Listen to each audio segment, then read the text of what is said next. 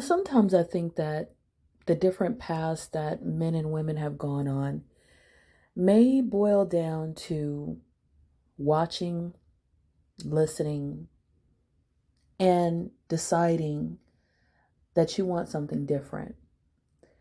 I remember being a child and watching my grandmother get up, and she cooked 3 meals a day, a lot of them from scratch. She had a garden. She sewed a lot of clothes for her grandkids, and she had sewn my mom's clothes when my mom was young. This woman, her hands were always busy, her feet were always moving.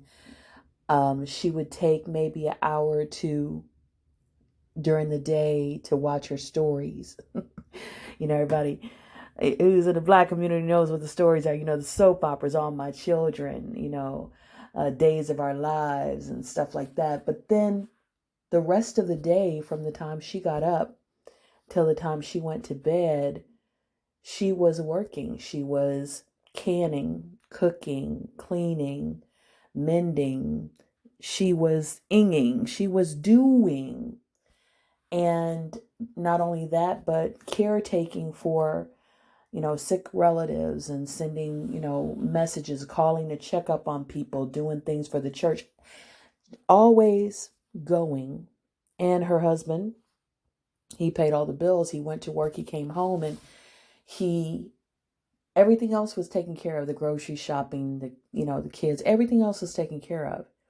And I remember watching that and saying to myself, man, I kind of want his job rather than her job. I kind of want to go out and come back home and my work is done at 5 rather than my work being done at 10 at night or 11 at night.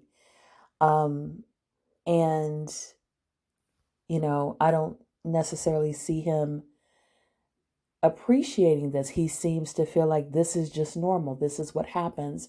And I remember graduating from high school, and I came to my grandparents' house because I came there every summer, and my uncle had taken the whole family out to eat. It was my uncle and his wife, my cousin, my other uncle and his wife, and my other cousin, and my grandmother and myself. And he got a room for us at Landry's Seafood House. And I remember my grandmother sitting at the table and saying that this was the first time that she had been invited out to eat, to cook a meal that she didn't prepare, didn't have to wash up after. And the only other time that she'd ever experienced that was going to somebody's house. But most times when she went to somebody's house, she still ended up having to pitch in with the cooking, with the serving, with the preparation. So this was literally the first time, and she had to be probably 65, maybe a little older than that. And I had already gone on a date. I'd gone to prom, and had a date. So I had already had a man take me out, buy me flowers, and I'd already gotten waited on, what I'm saying, by the man in my life. Not to mention that my parents, of course, had taken me out to restaurants. And so I grew up with this experience that my grandmother had for the first time at 65 or so. So I remember looking around at all of this and saying, you know what, I am not going to live that life. Looking at my mom and saying, there are things about her life that I don't want to go through. And so I did end up getting married. I did end up having some similar experiences. But when I got divorced, I decided to recreate myself. I did it when I got divorced the second time and the first time. And so I'm saying all this to say that men looked at their fathers and their grandfathers and said, I want exactly what they got. And women looked at their mothers and grandmothers and say, I want nothing of what she has. I want a life that's totally different. And we decided to create that life for ourselves. I remember getting divorced the first time, and I didn't want to live in an apartment anymore. So I found programs that helped first-time home buyers. And I went to workshops and got, help with getting my credit together, getting my down payment, getting programs for teachers and first-time home buyers and all of these things. I went out of my way to find the resources so that even as a single mother, I could get home. And I wasn't getting any child support. When I got divorced, I got about 2 years of child support total. My kids were 6 going on 7 when I got divorced. So 2 years total from the time that they were 6 or 7 till the time that they were about 30. And my ex owes about $103,000 in child support. That's with taxes and penalties and all that kind of stuff. Because he only was required to pay $400 a month for 2 kids. But I was doing that without child support. I decided to get several certifications, because I wanted to make more money. I wanted to have more doors of opportunity open to me. I decided to go to therapy. I remember my mom and my grandmother never went to therapy, but my mom started therapy in her 50s. I started probably when I was 30, and I went from time to time. Started reading books about self-development, started going to self-development classes. Even as a single mom, I would get daycare to go to support groups, to go to self-development classes, because I wanted to be a healthy individual. So here I am, making no excuses, making my life fit what I feel it needs to fit for it to become better, investing in myself, putting money aside for retirement. And this is what I'm doing. And these are things that my parents didn't do. These are things my grandparents didn't do. I saw my mom struggle on Social Security, having to work a lot because she didn't have really anything set aside for retirement. And I wanted my life to be different. So I literally looked around me and said, I don't like that. I don't like that. I don't like that. What can I do to avoid those problems? What can I do to make my life better? What can I do to, in a sense, be my ancestors' wildest dreams? And I tried a lot of things. Some didn't work and some worked wonderfully.